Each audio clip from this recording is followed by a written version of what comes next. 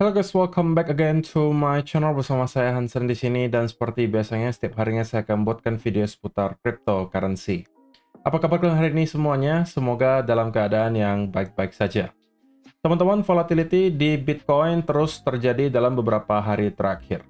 Setelah kemarin kita melihat ada flush out terjadi di mana Bitcoin yang telah berhasil breakout di atas angka 100.000, namun dalam beberapa jam saja drop hingga ke kurang lebih area 90.000 dolar. Itu adalah salah satu penurunan yang paling masif yang mungkin pernah kita lihat dari tahun 2021 hingga sekarang, teman-teman. Dan kita kembali mendapatkan recovery yang sebenarnya lumayan signifikan. Sekarang kita stay di kurang lebih angka 99.000 lagi. Dan dengan adanya volatility seperti ini, banyak juga prediksi liar yang bermunculan di mana-mana. Ada yang mengatakan bahwa kita sudah berada di top bull market. Ada yang mengatakan Bitcoin akan drop ke angka 60.000, 50.000. Kemudian ada yang prediksi bahwa kita bakalan break di atas 100.000 lagi dalam waktu dekat. Nah, kira-kira yang mana yang mempunyai probabilitas paling tinggi untuk terjadi? Kita bakalan bahas itu di video hari ini. Jadi stay tune terus sampai akhir video. Nah, teman-teman, sekarang kita bakalan mulai dari CoinMarketCap terlebih dahulu. Kalau misalnya kita melihat top 10 coin sendiri, per hari ini sebenarnya rata-rata juga masih dalam keadaan hijau ya. Kenaikannya ranging antara 1, sekian persen hingga kurang lebih 3%. Dan yang menjadi top performer hari ini masih XRP dengan kenaikan 3,28% ke 2,4 dolar. So, itu adalah outlook sementara dari beberapa top coin yang ada. Sekarang kita langsung aja masuk ke beberapa data dan berita terbaru hari ini. Nah, yang pertama teman-teman, perlu kalian ketahui bahwa hari Jumat kemarin kita telah kedatangan data yang menurut saya menjadi yang paling penting untuk minggu ini, yaitu adalah data unemployment rate dan juga non-farm payrolls. Nah, kalau misalnya diperhatikan, sebenarnya unemployment rate itu keluar sesuai dengan ekspektasi, di mana memang terjadi kenaikan dari 4,1% menjadi 4,2%. Karena memang sesuai dengan ekspektasi pasar, maka sebenarnya kita tidak melihat ada dampak yang terlalu signifikan ke market ya. Kita tidak melihat ada reaksi yang terlalu signifikan ketika data ini keluar. Dan memang saya rasa ini tidak akan mengubah ya planning the Fed untuk meneruskan rate cuts cycle-nya. Artinya kita kemungkinan masih akan melihat Fed untuk terus melakukan pemotongan suku bunga. Dan dengan adanya hal ini, teman-teman tentunya membuat market sedikit lebih lega ya, bahwa untuk sementara tingkat pengangguran di Amerika Serikat masih terlihat cukup solid, oke? Dan itu bisa dikaitkan dengan perekonomian di Amerika secara keseluruhan gitu ya. Intinya, kalau misalnya kita melihat ada tingkat pengangguran di sebuah negara itu naik drastis, tentunya kita harus berasumsi ada sebuah masalah di sana. Kenapa bisa ada tingkat pengangguran yang meningkat drastis? Apakah karena misalnya perusahaan-perusahaan itu sekarang jauh lebih efisien misalnya, ataukah itu diakibatkan perusahaan-perusahaan ingin memotong cost? Itu kan nanti hasilnya berbeda ya teman-teman. Dan untuk sementara intinya kita belum melihat ada unemployment rate yang terlalu mengkhawatirkan untuk Amerika Serikat. Jadi so far market juga tidak bereaksi ke arah yang negatif. Itu yang pertama teman-teman. Yang kedua, kalau kita membahas spesifik seputaran Bitcoin, ya, apa yang sedang terjadi beberapa hari terakhir dari segi demand? Maka bisa dikatakan bahwa belum ada perubahan yang terlalu signifikan. Per hari ini pun, teman-teman, kita melihat data terbaru menunjukkan spot Bitcoin ETF masih dalam keadaan inflow. Dan bukan sekedar inflow, teman-teman, kita melihat angkanya juga cukup besar ya. Bahwa ARK Invest itu melakukan pembelian 250 Bitcoin, diikuti BlackRock yang kembali membeli 2.520 Bitcoin. Fidelity itu juga menyusul dengan pembelian sebesar 1.200 Bitcoin. Dan juga teman-teman perlu kalian tahu, selain daripada Bitcoin yang terus diakumulasi oleh BlackRock dan kawan-kawan, beberapa hari terakhir juga ada sesuatu yang menarik. Mereka juga melakukan pembelian yang cukup besar di ETF untuk Ethereum.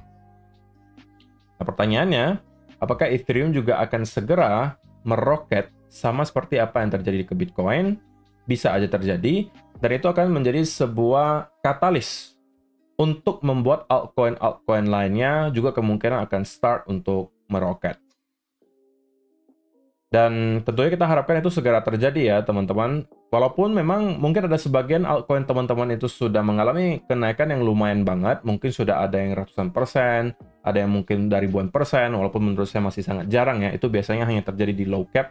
Kalau yang big cap atau mid cap itu masih rata-rata ratusan persen paling tinggi. Dan bagi saya itu masih sebuah permulaan menurut saya dari altcoin season. Yang sesungguhnya itu adalah ketika kita sudah melihat banyak sekali project-project altcoin yang naik minimum 400-500%, atau bahkan sudah ada beberapa dan tidak jarang yang lebih dari 1000%. Nah, itu adalah ketika kita sudah masuk ke altcoin season yang masif gitu. Tapi untuk sekarang kita mungkin masih ya berada di tahap pemanasan lah gitu ya. Dan kalian harus tahu bahwa apa yang kalian lihat sekarang, harga hari ini di altcoin, kemungkinan akan tidak kalian lihat lagi dalam 3 atau 4 bulan ke depan. Karena kemungkinan besar altcoin bakalan bergerak jauh lebih tinggi daripada hari ini. Dan itu adalah mungkin fase-fase yang kalian tunggu.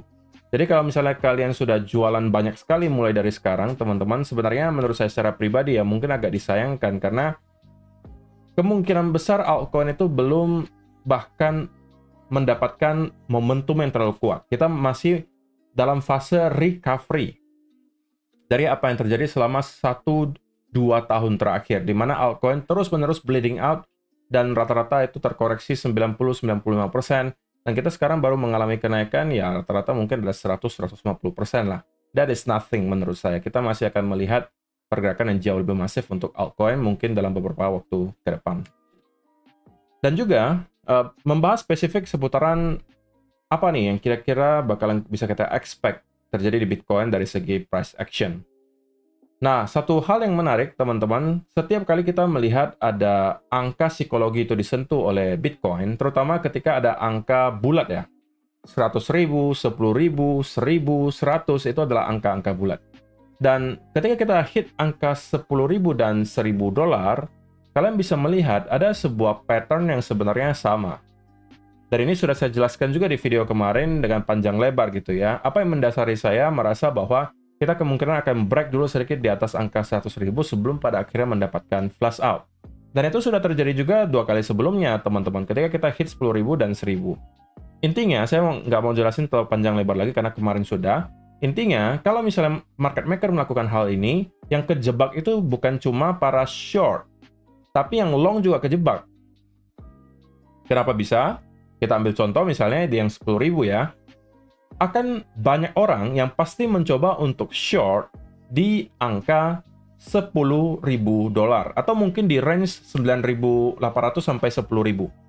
Karena mungkin asumsi mereka itu pasti menjadi area major resistance. Jadi mereka berebut untuk short, short, short, dan short. Gitu kan? Sedangkan para buyers mungkin belum berani untuk membeli. Kenapa? Karena mereka juga berasumsi yang sama. Oke, 10.000 sepertinya bakalan jadi resistance. Saya bakalan beli kalau dia berhasil break di atas 10.000. Ya kan? Logika sederhananya kan seperti itu. Karena berarti 10.000 akan kita flip menjadi support karena telah kita break.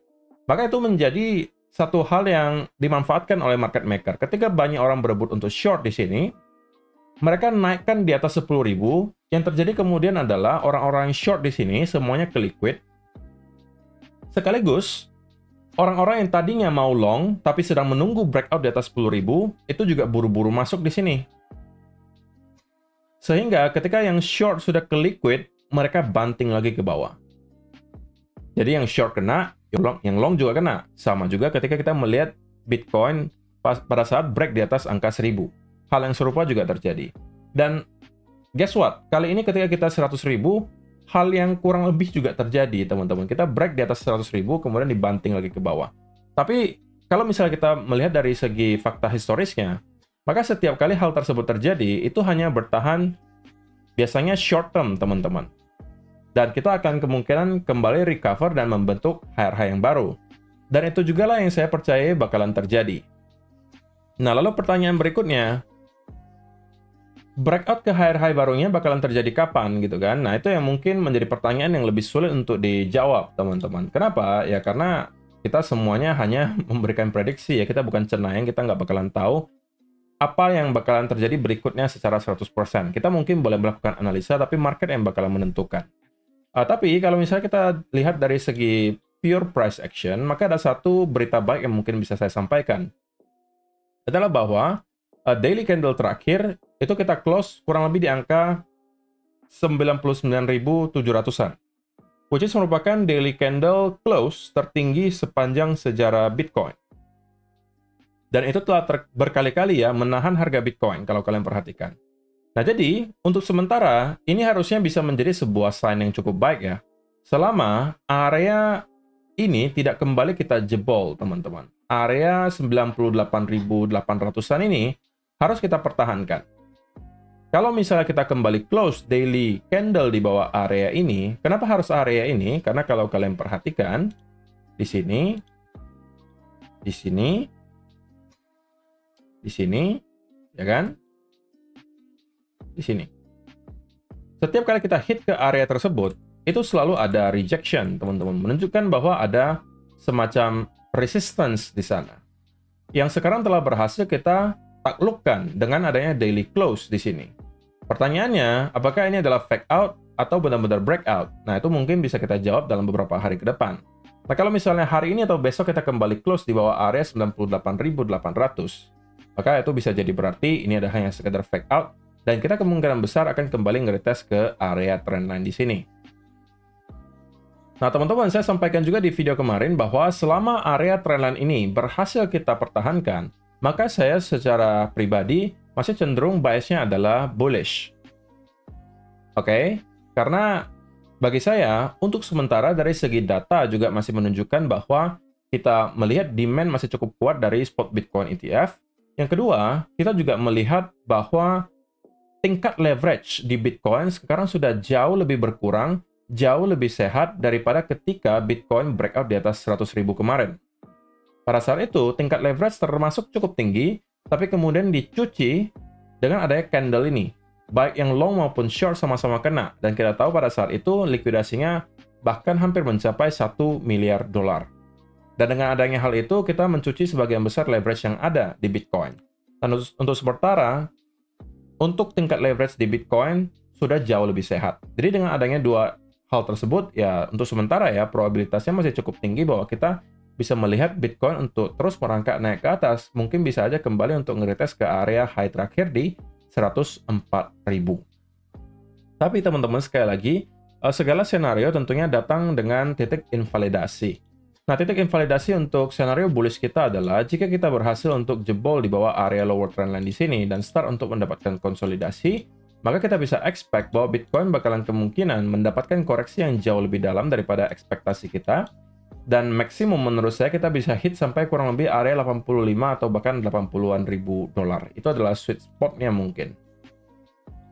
Ini adalah areanya, teman-teman. Karena kalau misalnya kita sampai ke sana, saya rasa semua long yang di sekitaran area di sini itu bakalan kecuci semua.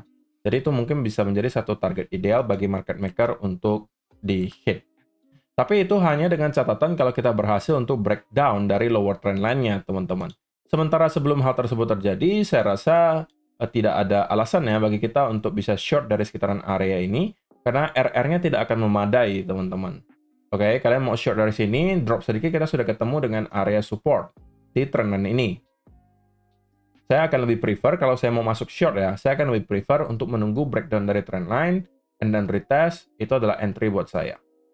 Tapi kalau misalnya yang terjadi adalah kita dikasih peluang untuk long, dengan misalnya contohnya, kita mendapatkan retest ke area trendline dan kemudian ada bullish continuation pattern, maka ini juga mungkin bisa diambil. Karena dari sana RR-nya menurut saya akan jauh lebih memadai ya daripada kalau kita short. Kenapa? Karena kalau untuk long, targetnya justru bisa jauh lebih tinggi kan. Kita bisa expect mungkin next push bisa sampai ke 110 atau 115 ribu. Nah kalau kita berhasil mendapatkan entry di kurang lebih area trendline ini, katakanlah di sekitaran area 97 ribuan, dan kalian memprotek diri kalian katakanlah di bawah area trendline tersebut, maka itu bisa menjadi sebuah trade dengan risk to reward ratio kurang lebih 5-6 banding 1. Itu dengan asumsi kalau teman-teman itu mempertimbangkan menaruh stop loss yang cukup lebar seperti ini. Kalau kita geser sedikit dan kalian dapat entry-nya lebih baik lagi, maka kalian bisa melihat dari segi RR itu lebih baik lagi, sampai bahkan 7 banding 1. Jadi bergantung entry kalian di mana. Ya kan? So, saya rasa itu sih teman-teman yang mau saya sampaikan di video hari ini. Intinya, selama area trend di sini mampu kita pertahankan, maka buy saya secara pribadi masih akan bullish. Karena tidak hanya dari segi price action, kita bisa mendapatkan alasan untuk bullish, di mana ada daily close paling tinggi sepanjang sejarah Bitcoin.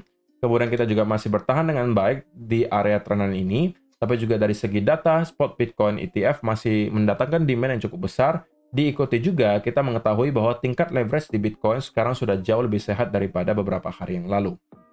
Sehingga berangkat dari beberapa informasi tersebut, kesimpulannya adalah untuk sementara probabilitasnya akan lebih tinggi, kita kemungkinan akan melihat Bitcoin untuk terus berangkat naik terlebih dahulu. Sebelum kalau kita misalnya mau mendapatkan konsolidasi yang lebih panjang, itu bakalan terjadi mungkin ketika kita sudah push ke sekitaran area 110 atau mungkin 115 dan start untuk mendapatkan konsolidasi panjang. Itu bukan sesuatu yang menurut saya mengejutkan kalau terjadi. So, terima kasih untuk teman-teman yang sudah menonton sampai selesai video hari ini. Semoga bermanfaat untuk kalian semua. See you in the next video. Bye-bye.